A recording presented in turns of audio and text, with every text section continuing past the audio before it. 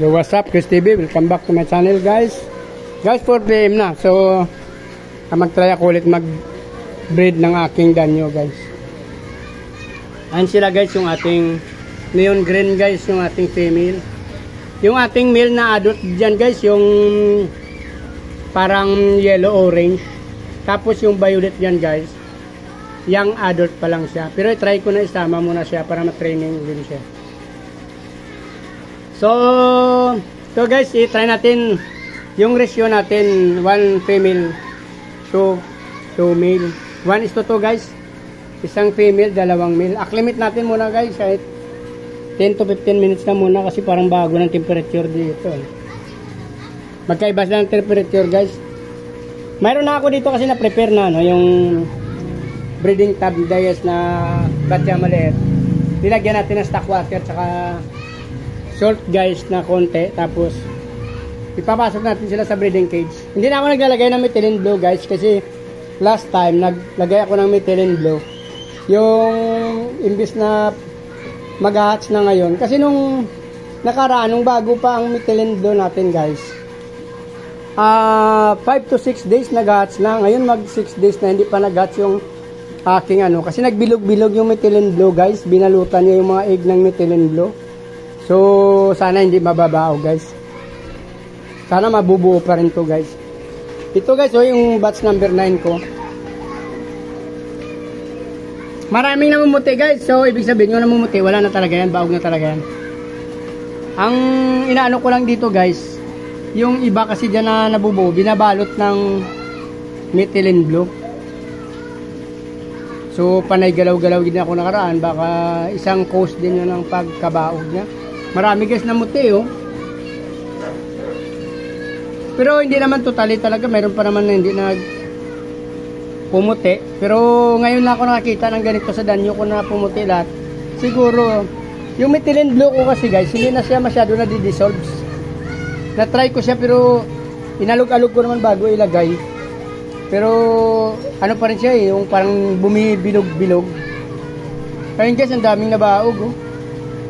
Ang daming puti. Sana wag naman lahat. Sayang kasing import natin dito. Pang 7 days nila bukas, guys. So sana mag-hatch na sila bukas. Pag hindi pa, mukhang delikado ang lagay nito, guys. Kaya marami nang namumuti, oh. Pero meron pa rin naman din na hindi pa namuti, guys. Sana makabuo pa rin tayo kahit 30 to 40 pieces. Kahit man hindi umabot ng 50, guys, para yung import natin medyo sulit naman konti. So, ina-acclimate ko muna yung ating yung ating danyo batch number 10 na tayo, guys. Ito yung ating batch number 9, guys, oh. So, hoping na sana maging success pa rin to, guys, kahit konti lang yung ma-hatch. Para yung import natin medyo bayad-bayad naman ang konti. Nagantay tayo ng 7 days, guys, pero ang dami na muti, oh. Sayang. Alam ko matibay ito, guys, kasi yung iba nakikita ko nga ito kay Ninong YouTube, nililipat nila sa ibang batya, eh. Sa akin kasi ilang lipat-lipat ko to, 2. Parang ginalaw-galaw ko lang, guys, hindi naman totally nilipat. Nagagalaw ko lang tong batya niya nung nag-aayos ako ng kanyang air pump. So twice ko siya nagalaw, guys, eh, pero nabuga-bugahan kasi ng air pump ko yung mga eggs. Tumatabi-tabi sila, minsan 2 bisis yun, guys. So hindi ko alam kung yun ang cause ng pagkabaog nila, guys. Sana mayroon pa rin ma-hatch bukas, guys. So wait natin ng bukas, linggo, guys. Tinakpan na natin. So itong ating guys, so yung ating i-breed ngayon, naka-prepare na sila dyan. So wait ko na lang yan ng 10 to 15 minutes, guys. Bibitawan ko na yan. Yung ating neon green, saka yung orange dyan, guys. Medyo adult yan. Yung Kuya Violet, sinasabi ko nga, yung adult pa lang siya. Pero sinama ko na lang siya para ma-training din, kumbaga. Para mahasa natin. Meron pa yung kasamaan doon na neon green din. Pero yan muna ang tinraining natin, yung isang violet. Kasi yung orange, tasted na naman yung orange, guys, eh. Okay na yan. Nakakabuo yan.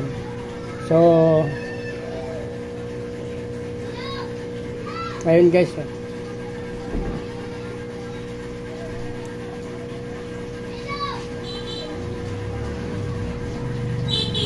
So na guys, konti na naman diferensya nila. So parang okay na. Bibitawan na natin to guys. Si female. Si male ay nasamahan ko ng dumi guys, no? May mga pagkain kasi.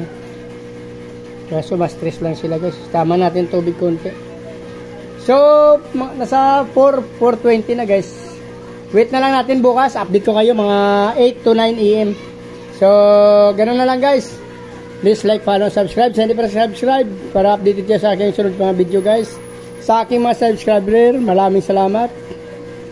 Sana patuloy nyo ako suportahan guys. So, mabuhay kayo hanggang gusto nyo. Maraming salamat. Bye-bye.